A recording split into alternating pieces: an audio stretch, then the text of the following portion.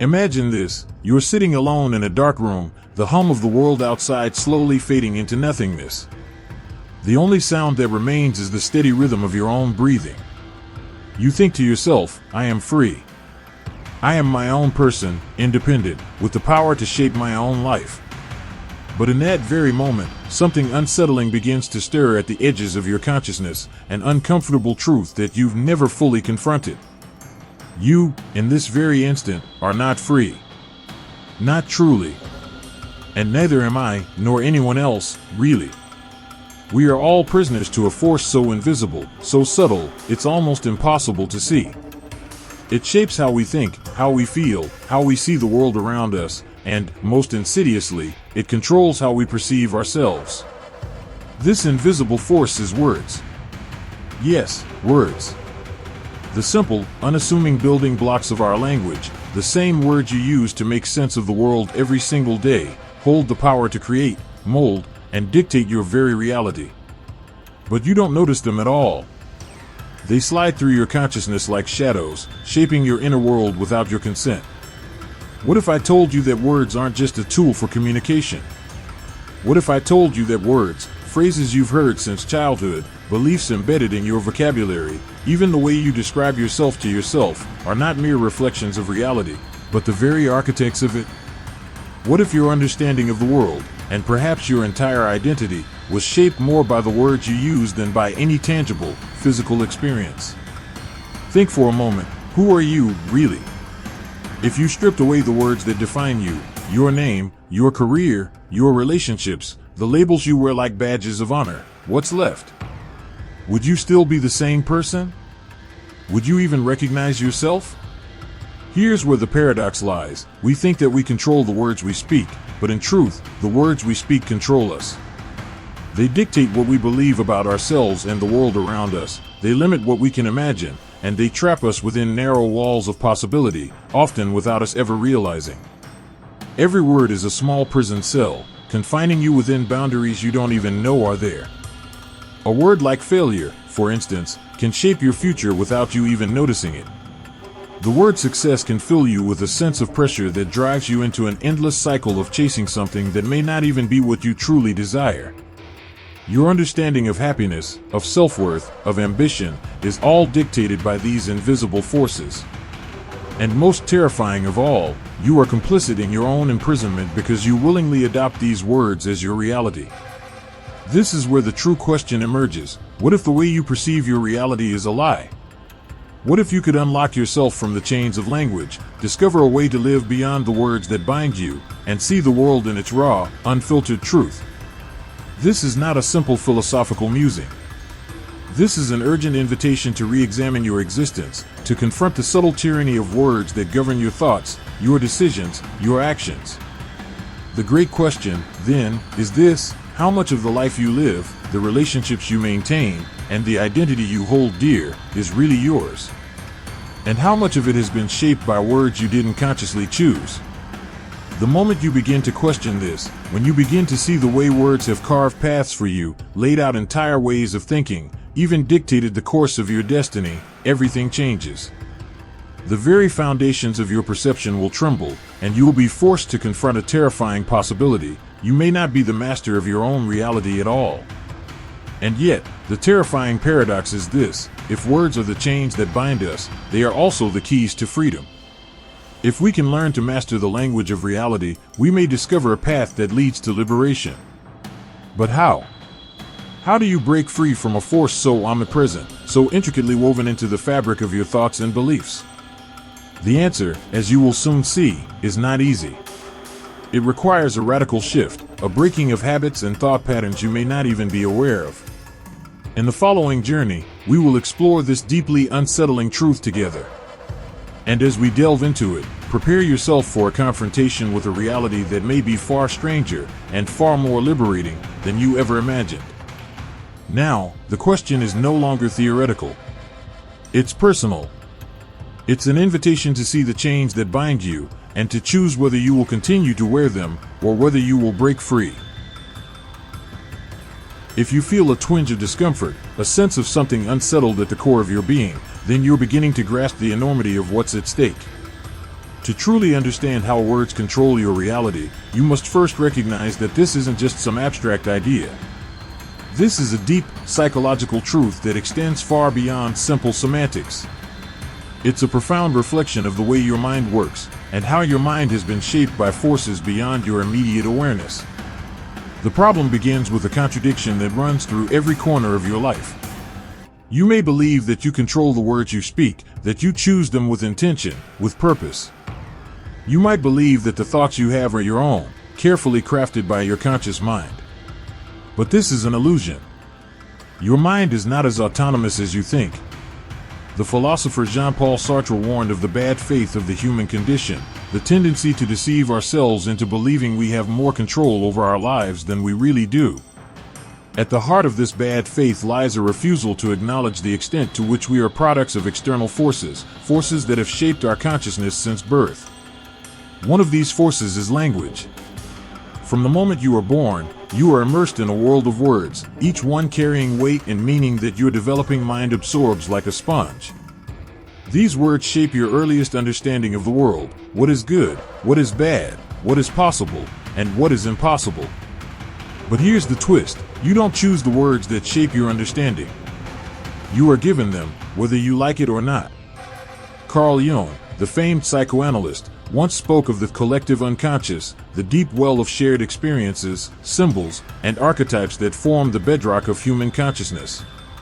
Language, in this sense, is a kind of cultural programming, passed down through generations, shaping your perceptions in ways you can't escape. The words you use, even the very language you speak, are infused with the stories of those who came before you, carrying assumptions, biases, and values you may not even be aware of. In essence, you inherit not only the vocabulary of your society but also its worldview. Think about it: the very way you conceptualize time, past, present, future, is shaped by words. Without the concept of time, would you even have the experience of time as you know it? Your sense of self, your very identity, is wrapped up in words. I am smart, I am a failure, I am an artist. These simple phrases are more than labels. They are powerful forces that determine how you experience the world. And here's the kicker: these words can be just as limiting as they are empowering. Take, for example, the philosophy of Friedrich Nietzsche. He believed that language, far from being a neutral tool for communication, is an instrument of power, capable of constraining human creativity and freedom. Nietzsche argued that the moral framework of language, words like good, evil, right, and wrong, have been used to oppress the human spirit. The words we use to describe morality, in particular, shape our actions and thoughts in profound ways, often reinforcing restrictive social norms and stifling the possibility of personal transcendence. Now consider the words you use to describe your own life. How many of them carry a sense of limitation? I can't, I should, I don't deserve. These are words of constraint, shackling you to a vision of reality that is narrowly defined by your fears, past experiences, and societal expectations. They are not just reflections of your thoughts, they create your thoughts. They are the invisible hands guiding you toward decisions you may not even realize are not entirely your own. This is where the great tragedy of human consciousness comes into play. You have been taught, since the moment you could speak, that words are the ultimate means of understanding and controlling the world. You've been trained to view words as truth, as solid, immutable representations of reality. But in doing so, you've unknowingly imprisoned yourself in a world that is not real. You are living within a mental construct, a matrix of language, that was given to you long before you could question it. And yet, despite all this, you continue to live your life as though these words are unchangeable. You believe them because you've been told to believe them, because everyone else around you believes them. You take them as the unquestioned foundation of your reality, without realizing how they're shaping the very perception you hold of yourself. But what if you could step outside of this linguistic prison? What if you could begin to see the words that have defined your thoughts as the temporary constructs they are, just one set of symbols among many possible alternatives? What if you could begin to understand that the mind you have, the very lens through which you view the world, is not entirely your own?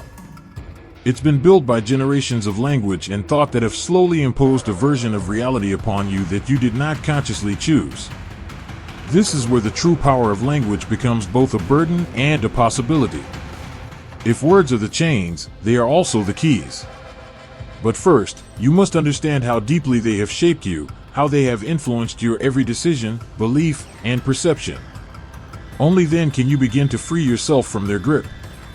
You are at the cusp of a great revelation, a moment of awakening that will allow you to see the deep, psychological roots of how language shapes your reality. Understanding this, however, requires more than just intellectual acknowledgement. It requires an examination of your own psychological landscape, of the hidden ways in which you, like all of us, have been controlled by the words that define your reality. So, let me ask you again, how much of the life you are living right now is truly yours? And how much of it has been dictated by words you never chose? The answer, if you dare to look, will be far more profound than you can imagine. If you've begun to feel the weight of what we've discussed so far, then you're stepping closer to a profound realization. The control that words exert over your reality is not an abstract concept.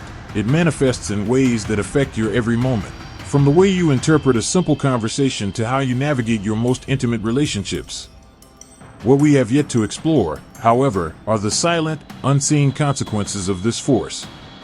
Every thought you have, every decision you make, is intricately woven with the language you've internalized. The words you use are not merely passive vehicles for thought, they are active forces that shape your mind, your actions, and the very way you experience life itself. But the consequences of this are often so subtle, so deeply embedded in the fabric of our being, that we rarely stop to question them. Words have the power to create entire universes within our minds, to shape the paths we walk, often without us even realizing the effect they have. Consider, for instance, the way words influence your perception of yourself. The very words you use to describe your identity, words like I am, I can, I am not, are far more than fleeting thoughts. They are defining structures.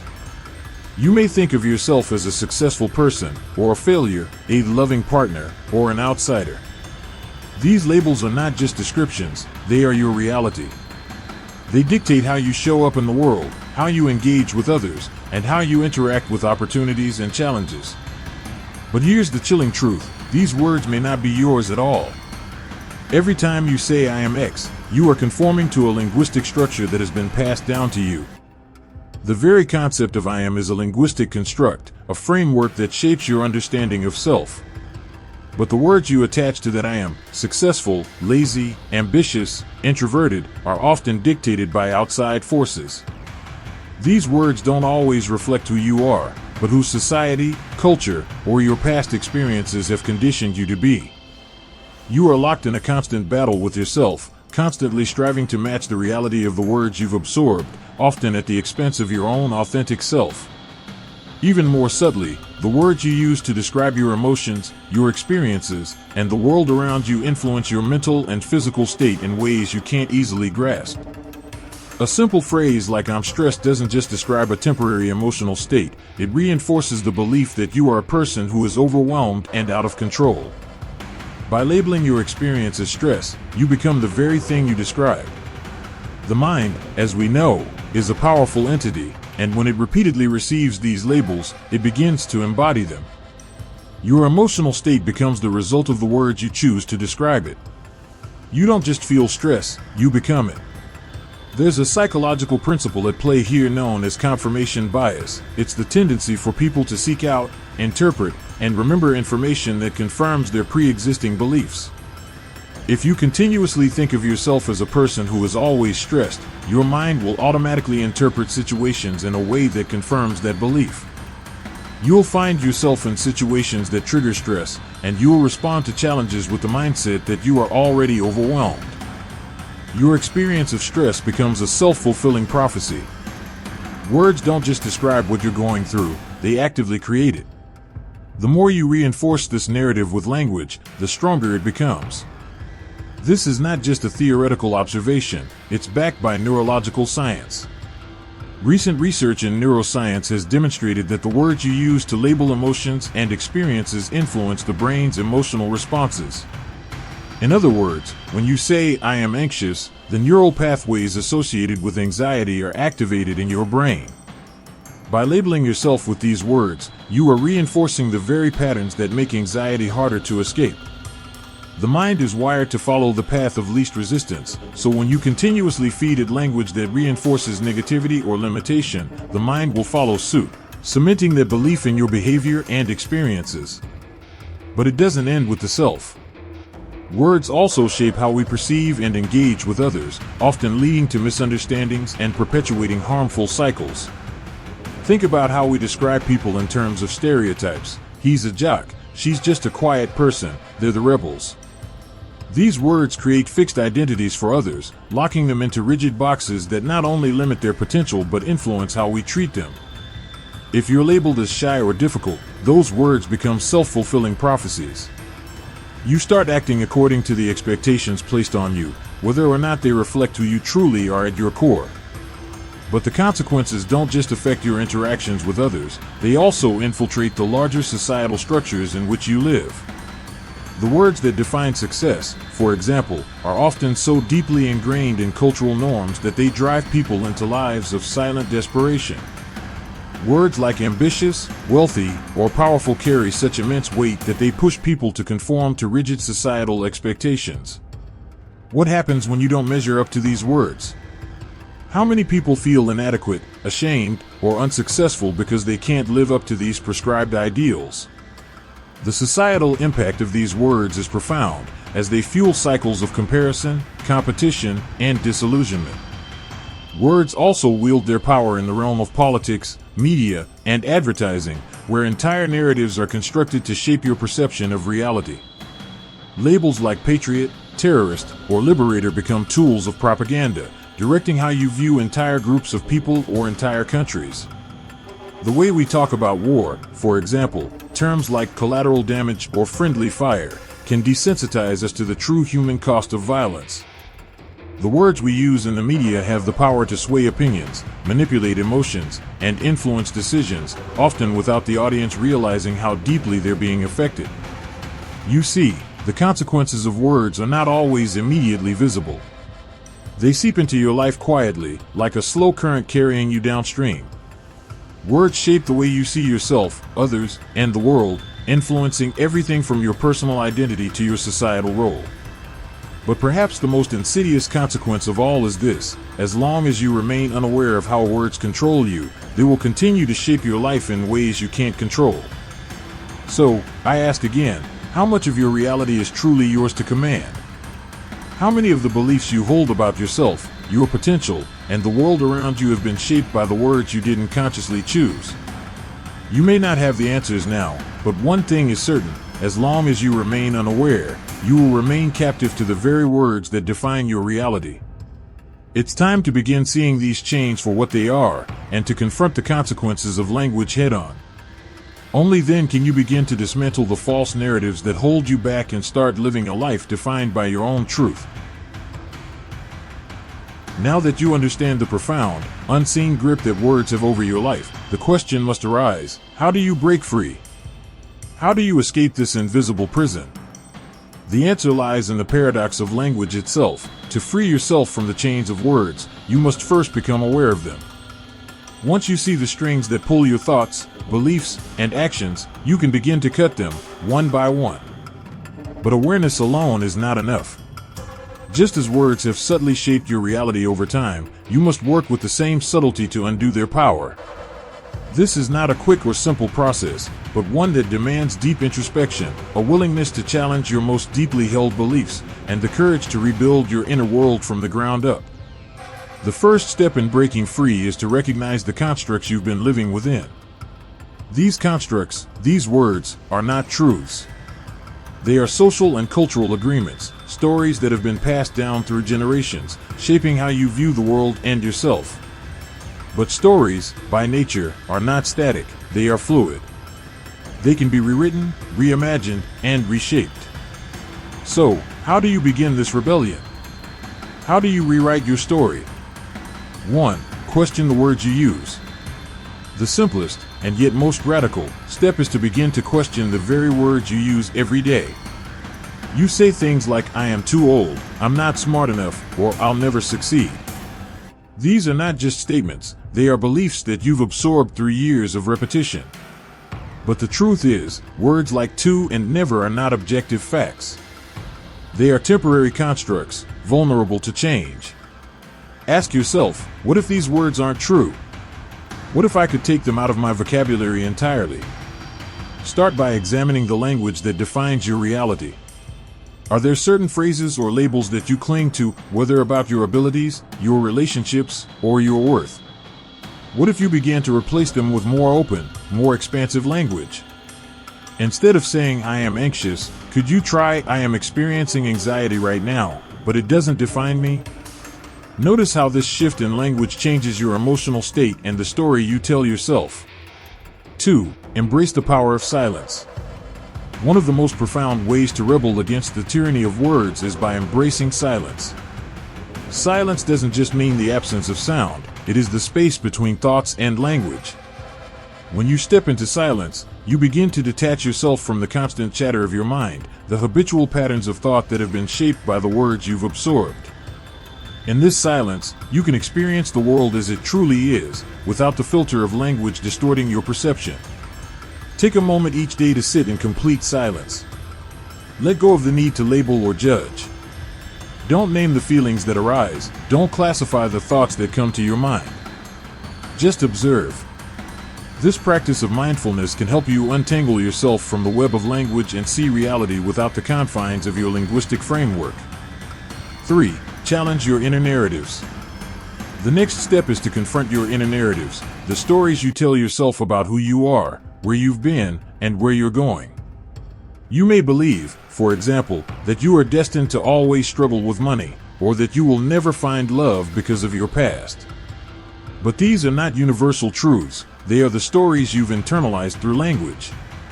To break free from these limiting beliefs, challenge them with questions that disrupt the narrative. Who said that I must struggle with money? What evidence do I have that love is impossible for me?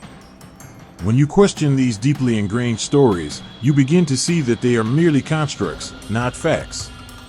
And once you see them for what they are, you can rewrite them. Take Viktor Frankl's powerful example. Frankl, a psychiatrist and Holocaust survivor, wrote in his seminal work Man's Search for Meaning that, even in the direst of circumstances, humans have the ability to choose their response to suffering. The language Frankl used in his own mind during his imprisonment was key to his survival. He didn't let the horrors around him define his experience. Instead, he chose to define his own reality through the language of meaning and purpose. 4. Speak with intentionality. As you work to shed old, limiting words and beliefs, it's equally important to begin speaking with intentionality. Words have power, but only when used consciously. Begin to speak as if you already inhabit the reality you desire. Instead of saying, I can't, try saying, I'm learning how to. Instead of, I don't know, say, I'm open to learning. These seemingly small shifts in language can change your mindset in ways you may not even expect. This shift is about reclaiming your power. It's about speaking to yourself and others with the knowledge that words are not passive, they are the tools with which you shape your destiny. When you speak from a place of intention and awareness, you stop being a passive participant in your own life. You become an active creator, able to shape your reality through the power of your words. 5. Embrace the paradox of reality. The final act of rebellion involves embracing the paradox that language itself is both the prison and the key. You cannot escape words entirely, they are woven too deeply into the fabric of human existence. But you can transcend them. By becoming aware of the power words hold over you, by consciously choosing your language and questioning your assumptions, you can begin to reshape the very world you live in. Take the example of the great historical figures who have broken free from the constraints of conventional thinking, individuals like Socrates, Gandhi, or Martin Luther King Jr. They were masters of language, not in the sense of using words to manipulate or control others, but in using words to awaken people to a higher consciousness. They saw language as both a tool of oppression and a means of liberation, and they used it to redefine the boundaries of possibility. The same can be true for you. When you begin to see through the veil of words, when you understand their role in shaping your thoughts and experiences, you will be able to break free from the chains that have kept you confined. Your reality will no longer be dictated by the words you were given. It will be shaped by the language you choose to embrace.